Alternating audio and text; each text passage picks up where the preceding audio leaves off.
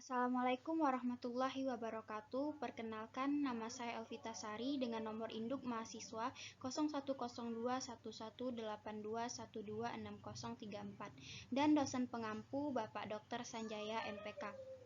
Di sini saya akan menjelaskan tentang Pancasila dan etika politik. Sebelum membahas secara rinci apa itu Pancasila dan etika politik, terlebih dahulu kita harus mengetahui apa itu Pancasila, apa itu etika, dan apa itu politik. Nah, di sini saya akan menjelaskan definisi Pancasila. Pancasila adalah suatu ideologi dan dasar negara Indonesia yang menjadi landasan dari segala keputusan bangsa dan mencerminkan kepribadian bangsa Indonesia. Dengan kata lain, Pancasila adalah dasar dalam mengatur pemerintahan negara Indonesia yang mengutamakan semua komponen di seluruh wilayah Indonesia. Selanjutnya, definisi etika. Etika adalah sesuatu di mana dan bagaimana cabang utama filsafat yang mempelajari nilai atau kualitas yang menjadi studi mengenai standar dan penilaian moral. Etika mencakup analisis benar dan salah, baik dan buruk, tanggung jawab, dan sebagainya. Selanjutnya, definisi politik. Politik adalah proses pembentukan dan pembagian kekuasaan dalam masyarakat yang antara lain berwujud proses pembuatan keputusan, khususnya dalam negara. Dengan kata lain, politik adalah seni dan ilmu untuk meraih kekuasaan secara konstitusional maupun non-konstitusional. Selanjutnya, pembahasan tentang etika politik Indonesia. Etika politik berarti moral atau tingkah laku individu atau kelompok dalam berpolitik.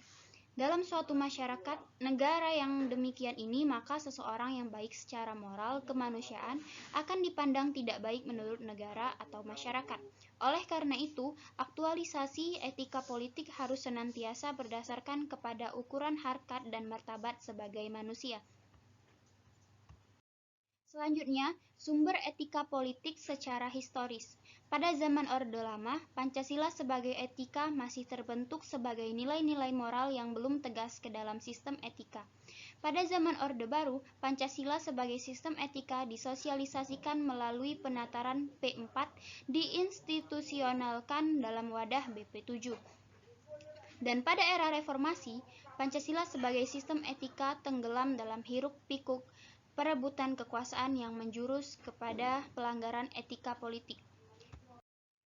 Nah, sumber etika politik secara sosiologis.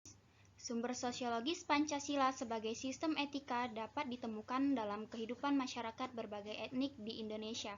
Misalnya, orang Minangkabau dalam hal bermusyawarah memakai prinsip bulat air oleh pembuluh, bulat kata oleh mufakat. Selanjutnya, sumber etika politik secara politis.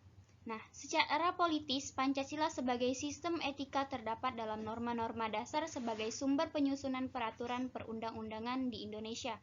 Norma yang lebih rendah memperoleh kekuasaannya dari suatu norma yang lebih tinggi. Semakin tinggi suatu norma, akan semakin abstrak sifatnya, dan begitu pun sebaliknya. Nah, pembahasan selanjutnya ialah tentang dinamika dan tantangan Pancasila sebagai sistem etika.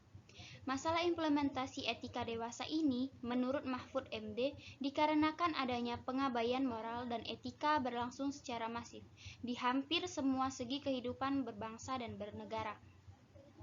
Etika mengalami proses marginalisasi secara serius sedemikian rupa, pergeseran nilai akibat transaksi informasi global dan pola pikir pragmatis materialisme telah berimbas kepada pemiringan etika.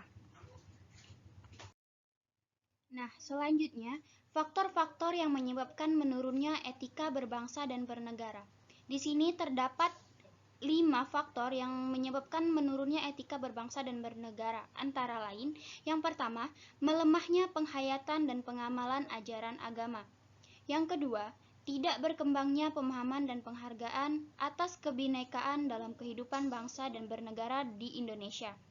Selanjutnya, yang ketiga, kurangnya keteladanan dalam sikap dan perilaku sebagian pemimpin bangsa. Yang selanjutnya ini adalah faktor dari luar, yaitu pengaruh globalisasi kehidupan. Dan selanjutnya, makin kuatnya intensitas interval kekuatan global dalam perumusan kebijakan nasional. Nah, itu saja yang dapat saya sampaikan. Apabila ada kesalahan kata, saya mohon maaf, dan kepada Allah saya mohon ampun. Wabillahi taufiq wal hidayah. Wassalamualaikum warahmatullahi wabarakatuh.